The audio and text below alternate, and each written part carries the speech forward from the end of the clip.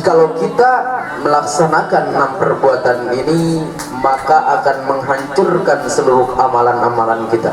Ada perbuatan yang kita lakukan, terkadang kita nggak sadar bahwa apa yang kita lakukan itu tidak dosa.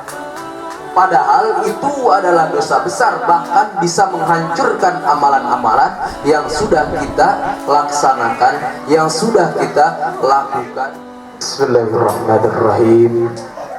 Assalamualaikum warahmatullahi wabarakatuh. Waalaikumsalam warahmatullahi wabarakatuh. Hadratul kiram wal muhtaram, khusus yang saya hormati Ketua Yayasan Insan Bakti Pertiwi Cabang Sumber Batu Al Mukarram Al Ustad Yadi, dan beserta staf jajarannya, staf jajaran pengurusnya yang tidak saya sebutkan satu persatu, namun insyaallah tidak mengurangi rasa hormat serta ta'zim saya.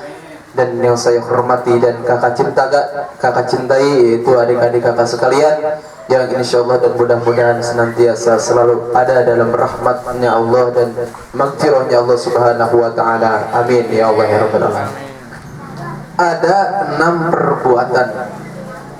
Jikalau kita melaksanakan 6 perbuatan ini, maka akan menghancurkan seluruh amalan-amalan kita.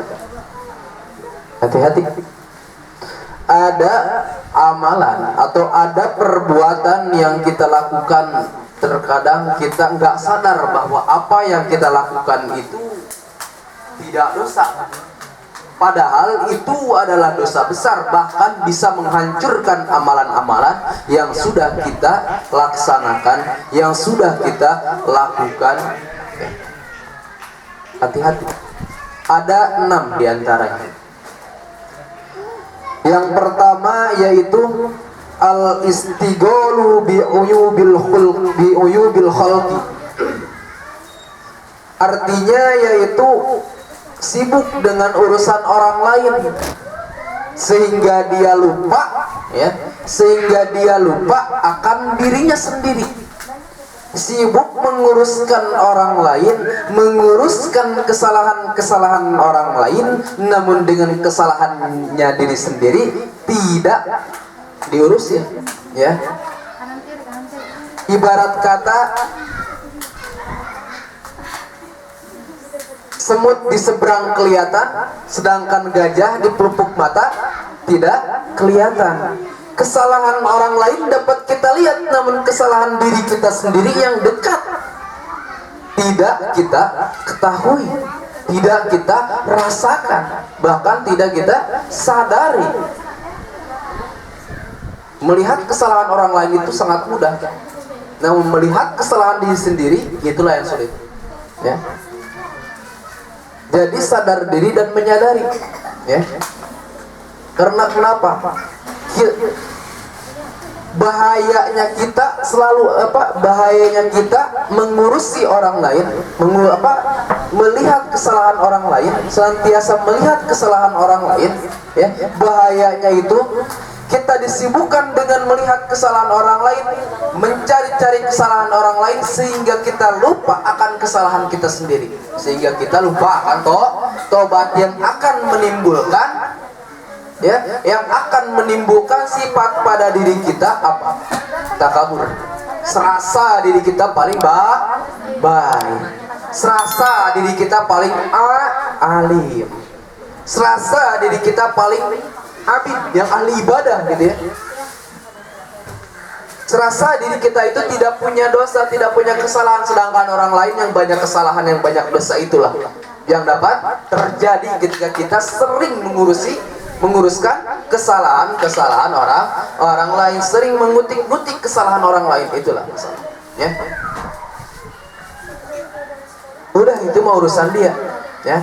Orang begitu, biarin, ya. Yang penting kita sudah menasehati jikalau dia salah, ya.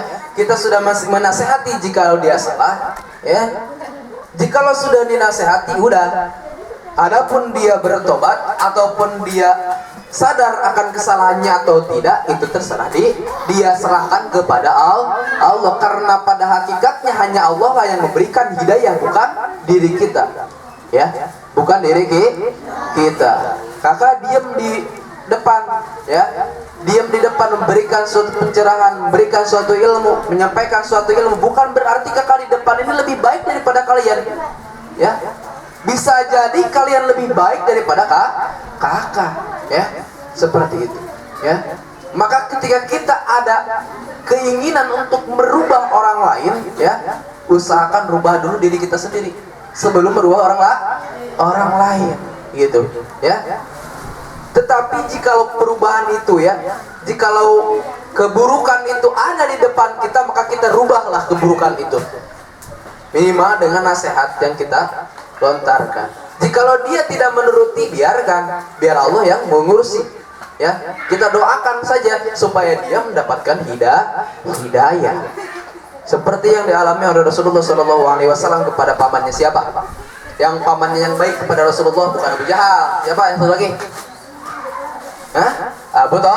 Abu Thalib kan sampai meregangkan nyawanya, sampai sakaratul mautnya, ya, tidak sempat mengucapkan syahadat. Rasulullah pada saat itu di samping beliau untuk menuntun dia mengucapkan syahadat untuk bisa masuk Islam, supaya Rasulullah nanti bisa memberikan syafaat kepada beliau, karena pamannya ini sangat baik kepada beliau namun tidak masuk Islam, baik kepada Rasulullah namun tidak masuk Islam. Rasulullah di situ, ya, di situ sangat ingin memasukkan Abu Thalib masuk Islam supaya beliau bisa memberikan syafaat kepada beliau.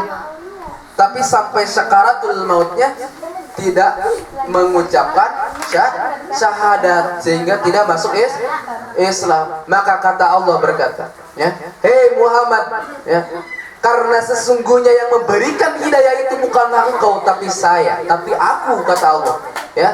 Meskipun engkau punya keinginan, ya, meskipun engkau punya keinginan dan aku pun punya keinginan, ya. Allah yang memberikan hidayah, engkau cuman dikasih disuruh untuk menyampaikan hidayah, ya. Namun yang memberikan hidayah adalah Allah. Seperti dalam kitab Hikam dikatakan, an-naturid wa anta-turid walakinnallaha ma yurid. Engkau pun, kata Allah, engkau punya keinginan, aku pun punya keinginan, namun keinginan yang akan terjadi adalah keinginan Allah. Jadi ketika kita menginginkan sesuatu, jangan sampai kita toh-tohan apa? Sampai tergila-gila untuk menginginkan sesuatu, ya, habis-habisan menginginkan sesuatu. Ya Allah, ini saya yakin ini yang terbaik bagi saya, ya Allah. Misalkan, ya, ini yang terbaik bagi saya, ya Allah, saya yakin. Tapi kalau kata Allah, bukan, itu bukan yang terbaik untuk kamu, ya. Allah pun punya keinginan, maka Allah berikan yang terbaik untuk kita, karena skenario Allah lebih baik daripada skenario kita. Itu yang pertama. Intinya kita tidak boleh mencari-cari kesalahan orang lain, tapi carilah kesalahan diri kita sendiri supaya kita sadar dan bertobat, supaya diri kita lebih baik, ya, supaya diri kita lebih baik. Itu yang pertama. Baru yang pertama. Ada berapa tadi? Ada 6. Siap-siap sampai Isya. Enggak. Yang kedua yaitu qaswatul qulub. Apa qaswatul qulub? Yaitu kerasnya hati, ya.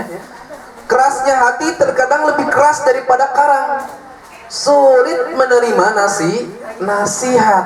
Hati-hati. Jikalau diri kita sudah tidak bisa mendengarkan nasihat, jikalau hati kita sudah tidak bisa menerima nasihat, berarti itu tandanya hati kita keras, ya. Hati-hati, ya. Hati itu lebih keras, kerasnya itu lebih keras daripada karang, ya. Lebih keras daripada karang. Batu saking kerasnya bisa dipecahkan, tapi hati belum tentu, ya. Hati-hati. Maka kita senantiasa halus melatih hati kita supaya hati kita lembut, gampang menerima nasihat dari orang lain, Ada kan orang itu ketika dinasehati udah tahu salah, dinasehati malah nyengang itu apa? Ngelawan atau malah gak terima. Dinasehatin malah gak terima. Ada seperti itu? Ada. Nah, hati-hati orang-orang seperti itu, hatinya sudah keras. Hati-hati ya.